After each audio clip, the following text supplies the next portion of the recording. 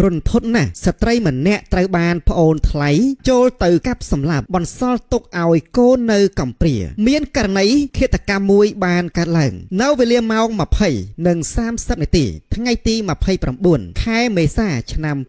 2025 នៅត្រង់ចំណុចផ្ទះគ្មានលេខផ្លូវបេតុងភូមិខ្វាសង្កាត់ដង្កោខណ្ឌដង្កោរាជធានីភ្នំពេញដែលជនរងគ្រោះមានឈ្មោះថាវ៉ាស្រីនិចភេទស្រីអាយុប្រហែល30ឆ្នាំមានមុខរបរជាកម្មការិនីរោងចក្រត្រូវបានប្អូនថ្លៃចូលទៅកាប់នៅក្នុងបន្ទប់បណ្ដាលឲ្យស្លាប់បន្សល់ទុកឲ្យកូននៅកំព្រាក្រោយពីមានករណីឃាតកម្មនេះបានកើតឡើងភ្លាមស្នងការនគរបាលរាជធានីភ្នំពេញលោកឧត្តមសេនីយ៍ឯកជួននរិនបានបញ្ជាឲ្យកម្លាំងនគរបាលជំនាញសហការជាមួយនឹងកម្លាំងនគរបាលខណ្ឌដង្កោតាមចាប់ជនដៃដល់ឲ្យបានជាដាច់ខាតក្រោយធ្វើការស្រាវជ្រាវតាមជំនាញកម្លាំងនគរបាលបានឃាត់ខ្លួនជនដៃដល់ឈ្មោះចិនច័ន្ទចំណាប់អាយុ 29 ឆ្នាំមានមុខរបរមិនពិតប្រាកដស្នាក់នៅផ្ទះកើតហេតុខាងលើដែលត្រូវជាប្អូនថ្លៃរបស់ជនរងគ្រោះរបាយការណ៍របស់នគរបាលមូលដ្ឋានបានឲ្យដឹងថាមុនពេលកើតហេតុជនរងគ្រោះបានដឹកកូនស្រី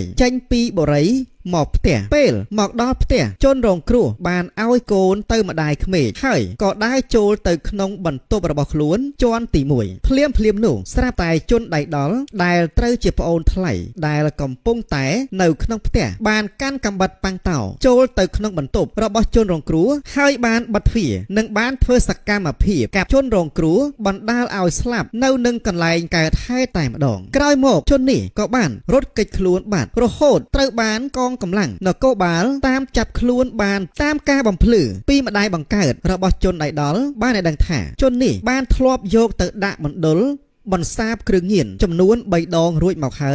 យបច្ចុប្បន្ននេះជនសង្ស័យត្រូវបានឃាត់ខ្លួនយកមកសាកសួរតាមនីតិវិធីដើម្បីចាត់ការបន្តតាមផ្លូវច្បាប់បន្ទាប់ពីបានឃើញហេតុការណ៍ខាងលើនេះមហាជនអ្នកប្រើប្រាស់បណ្ដាញសង្គមបាននាំគ្នាបញ្ចេញមតិយ៉ាងប្រងព្រាតដោយមានអ្នកខ្លះបានលើកឡើងថាមនុស្សញៀនថ្នាំអញ្ចឹងបានសាហាវខូខើណាស់ដាក់គុកកំឲ្យចេញមនុស្សសាហាវខូខើព្រៃផ្សៃអញ្ចឹងចេញមកនាំគ្រោះដល់គេផ្សេងទៀតអាណិតតែក្មេងទេគ្នាកំព្រាម្ដាយមួយប្រព្រឹត្តភ្នែកហើយក៏សូមសរសើរដល់បងសមត្ថកិច្ចដែលពួកគាត់ពូកែនិងរហ័សណាស់ដែរដែលបានចាប់ជនអាក្រក់នេះបានភ្លាមបាទប្រិយមិត្តពុកម៉ែបងប្អូនទាំងអស់គ្នាយើងឃើញថាជនដែលញៀនថ្នាំនេះគឺមានចិត្តសាហាវខូខើខ្លាំងណាស់ហើយសម្រាប់ព័ត៌មានពីមុនមកក៏ធ្លាប់កើតមានដែរបាទកាប់សម្លាប់អ្នកដទៃបាទពេលខ្លះមិនមានរឿងអីផងក៏កើតជាអំពើហិង្សាកើតឡើងដូច្នេះសូមឪពុកម្ដាយគ្រប់រូបបាទមេត្តាពិនិត្យនិងតាមដានអំពីកូនចៅរបស់ខ្លួន